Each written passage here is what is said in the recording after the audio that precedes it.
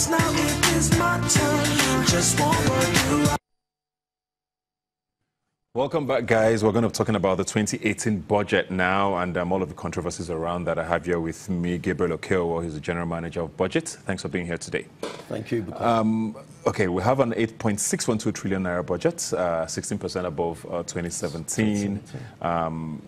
Of course, the most important part for a lot of people is the capital expenditure, and that's 2.428 trillion. Now, let's start with that now and look at, especially coming from last year, 2017, where we seem to have an interesting figure as well.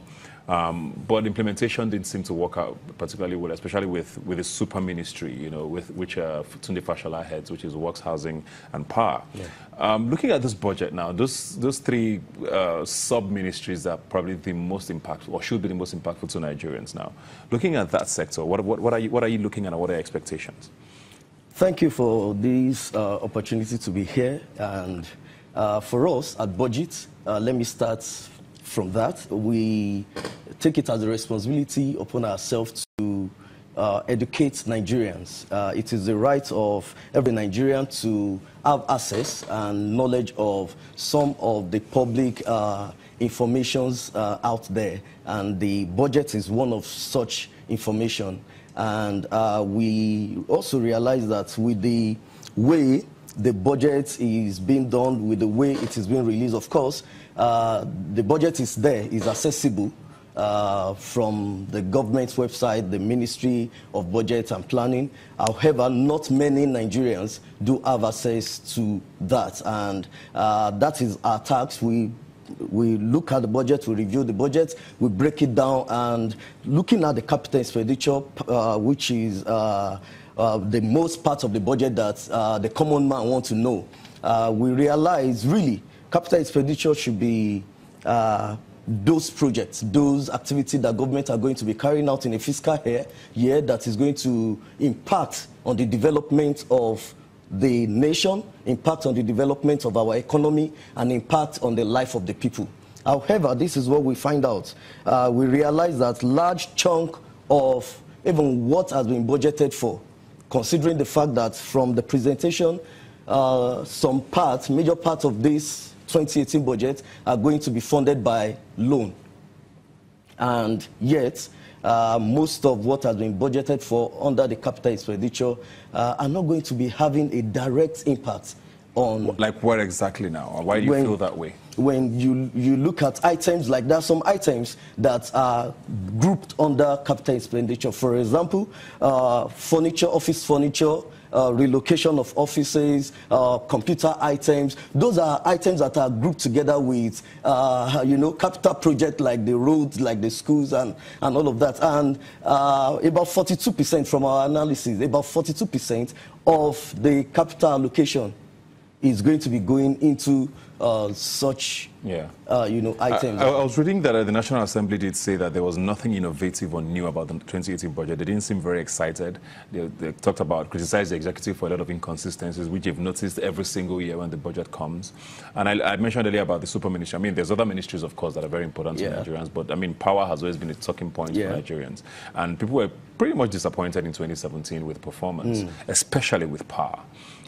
Looking at that now in 2018 now, where politics is even going to be a huge part of the year now, and a lot of things are going to be distracted, are we hopeful that there's going to be some work even done? Well, I am sorry to say that in 2018 we might not see any significant change. As much as, and those were one of the concerns that we have. 2018 is a pre-election year, and we were even expecting that as a government, that they were going to be focusing more on development projects, tangible projects that people can see and may endear people to like want to bring the administration back again, and we weren't saying that. However, the Senate not being excited about the budget may not also change until we are able to get it right. And what is getting it right? Until we're able to develop a system where budget development, budget preparation can be drawn from the citizen, from the grassroots. Do we have a system that collates, identify the needs of the people?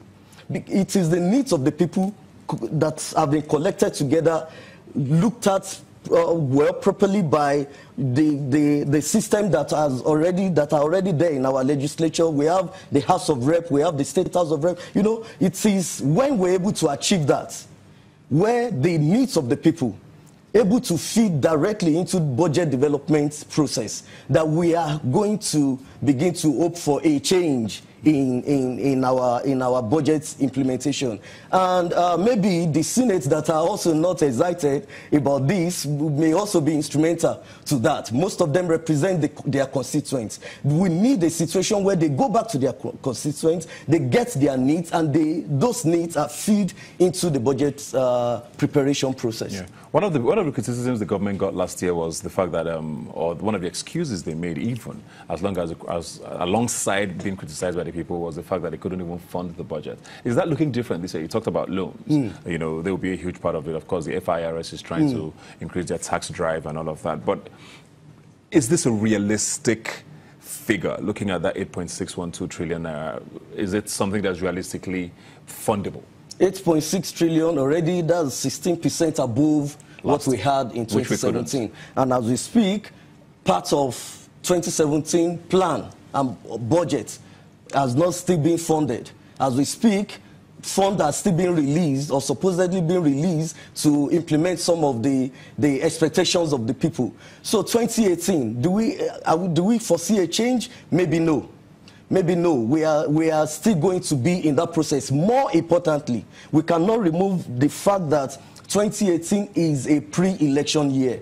Whether we like it or not, our politicians out there are going to have divided attention in 2018. They are going to have divided attention, whether we like it or not. Well, if systems are not put in place, an average politician wants to see how to gather funds together to be able to fund his or her re-election into office. All of that are going to play out in 2018. And so I don't foresee any change from the situation that we came in from 2017 into 2018. Borrowing is going to continue. We are going to still continue to grapple with funds not being released, budget, what has been planned for not being done as at when due. We are still going to find ourselves in